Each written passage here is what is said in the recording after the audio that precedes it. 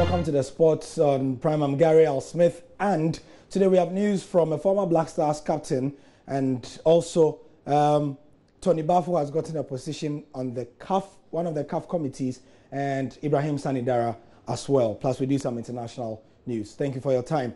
So first of all, we will do some updates on the former Black Stars player John Mensa, who says he still has some time to play active football. Yeah, it's true. Last year, 2016, I was in Sweden. I was playing for the club called AFC United. AFC United, yes. And unfortunately, when I arrived there, I got injured. So I couldn't play much for them. And then my contract was like 6 months. So I came back to Ghana, make sure that I would do the treatment to get well. And you know, sometimes there are certain injuries that can take long before you get healed. So as for football, I'm still active, but like I haven't been active for clubs now. But right now, I'm doing a little bit treatment, but I'm getting more better for now. Okay, so it's something that you still want to pursue. Have you decided when you want to wrap all of this up? Because obviously, I mean, you're not getting any younger. Yeah, you're right. You know, it's all about injuries that kept me, all these things. That, you know, it's not like my contract has got and the team don't want me to stay with them like that. It's just because of injury, and the time I'll get recovering, then my contract also has been ended. So it's something like I haven't make any idea for, like, you know, stopping playing football right now, but just because I'm just thinking how I can get well to come back on my feet. So you have like 5 more years, 6 more years? It's not by age, it's not by maybe 2 years or 5 years. It depends the way you feel. I can say, okay, let me see, maybe after 3 years, the way I feel myself, I think I can, at 3 years time, I will stop playing football. It's not because of what you are gaining before you say that, oh, I have this, so I have to. No, it's just how you feel yourself. So for me, I cannot say 5 years or 4 years or 3 years or 6 years, but it depends the way I'll John Mensa speaking there earlier to Nathaniel Atojo, sports editor. So like I was saying, it's been a great year for Ghanaian football administrators at the Confederation of African Football level. Kwesi Nyantakyi obviously became the number 2 to the CAF president, Ahmad. We saw the appointment of George Efree as the vice president of the African Cup of Nations organizing committee. And today, there's 2 more. Tony Bafo has been given an appointment as the deputy secretary for football and development in Africa. It's a big committee. Also, Ibrahim Sanidara has been made one of the members of the media experts panel for CAF. He's the director of communications, and this story is on myjoyonline.com.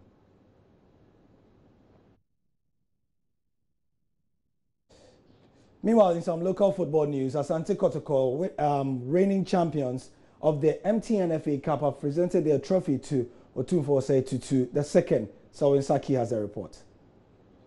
Players, technical and management members of Asante Kotoko have presented the trophy they won in the 2016-2017 MTN FA Cup to the life patron of the club, Otumfuo Osei Tutu II. Receiving the glittering trophy at the Mensa Palace on Wednesday, the Asante charged the players to be dedicated to the cause of Asante Kotoko.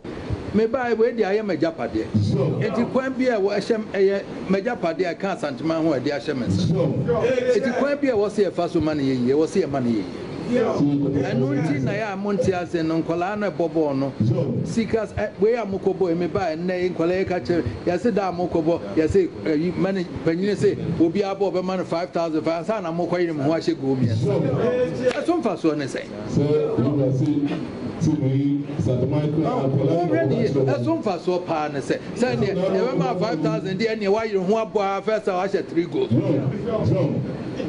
Head coach of Asante Kotoko, Steve Pollack, was part of the delegation to the Mensa Palace, is pleased to sign a 1-year contract extension at Asante Kotoko. Yeah, of course, you know, both sides are happy. When negotiations went longer than I thought they would be, but at the end of the day, both sides are happy with the way the contract is, and, you know, let's see after 1 year if I stay. Okay. Yeah, that's been spoke about before the FA Cup, so my chairman, who's a good chairman, he knows, and he has the list of players, so he'll be sorting them out. Asante Kotoko will represent Ghana at the next year's CAF Confederations Cup. Goalkeeper Felix Annan expects the Porcupine Warriors to impress. We know it's not easy. It's not going to be easy because there are also quality and good teams in Africa, and then we know it's not going to be an easy competition.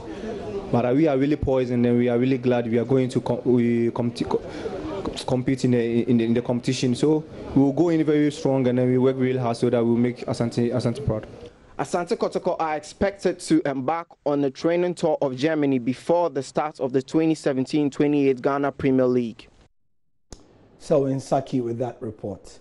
The draw for the FIFA World Cup next year, that happens next year, in Russia will be done on the 1st of December, and the pots have also been announced by FIFA. This comes after Peru secured a place following a defeat of New Zealand, that happened in Lima. We can see the highlights of that now. Long ball again. This is a rather better one to Christian Cueva. Away from Winston Reid here, Cueva. In the centre, Rui Diaz. Ready here, Jefferson Farfan!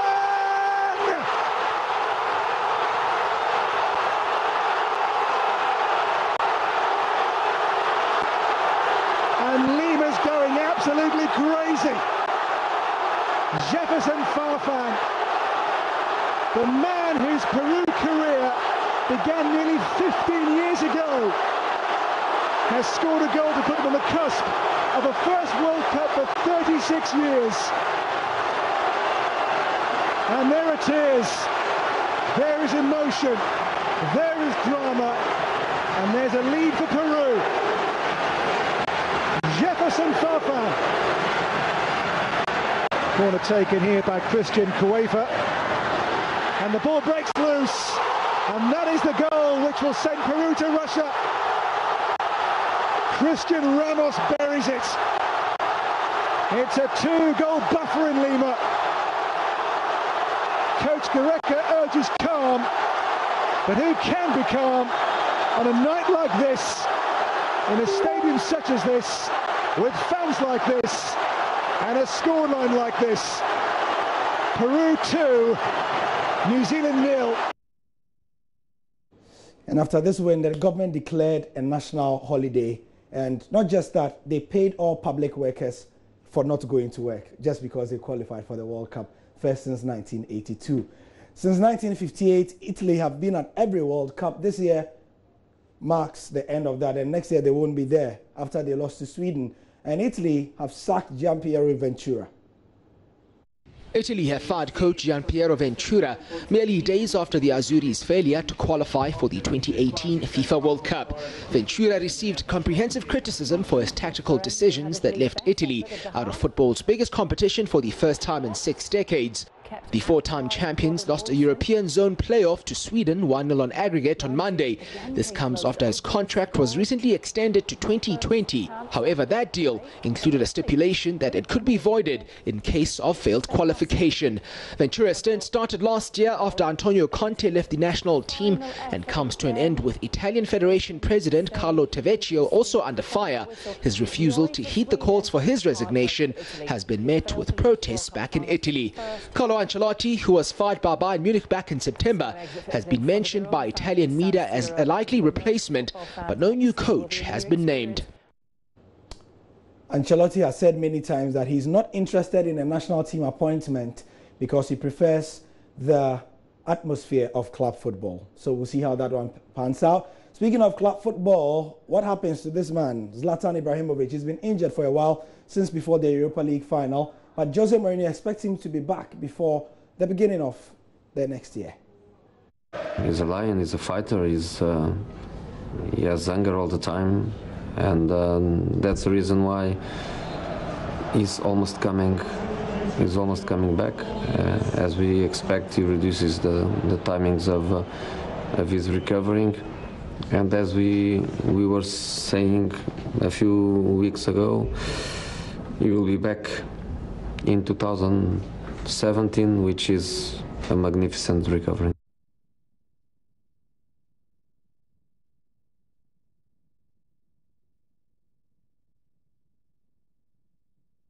We finish with tennis, and Roger Federer is continuing a great year after he beat Marin Cilic to progress to the next round of the ATP World Tour Finals competition. Having won both his matches in the Boris Becker group at the ATP World Tour Finals, Roger Federer went into his third and last group match against Marin Cilic in a relaxed frame of mind. Cilic was a break-up in the third set against both Alexander Zverev and Jack Sock, only to lose both. And with just one win in 8 matches against the Swiss legend, Cilic had nothing but pride at stake. And the 6'6" Croat showed the type of fighting spirit that has brought him at least one tour title in each of the last 10 years. Seeing off 4 break points, he took Federer to a tiebreaker, and at 5-all played a high-class stop volley to break the Federer serve and give him a set point. And despite missing his first serve, he showed nerves of steel and good court craft to close out the set 7-6 in 53 minutes. In the second set, Cilic was again able to match Federer game for game until the crucial 10th game, when the Wimbledon champion stepped up a tempo to break Cilic and take the set 6-4 to level the match at 1-all. The third set began well for the Swiss with a break in the second game. From then on, it was an exhibition of Federer at his best as he turned up the heat and reaped the rewards as mistakes flowed from the Cilic racket. And in short time, Federer broke again in the 6th game to lead 5-1. And a minute later closed out his 3rd win in a row at the O2 Arena and 8th over Cilic, 6-7, 6-4, 6-1 in 6 minutes shy of 2 hours. That's the sport for now, but I'm back at 10:30 for the football show, where we'll be looking at some of the trending stories from the day's news. I'm Gary Al Smith, and I'll see you in a bit.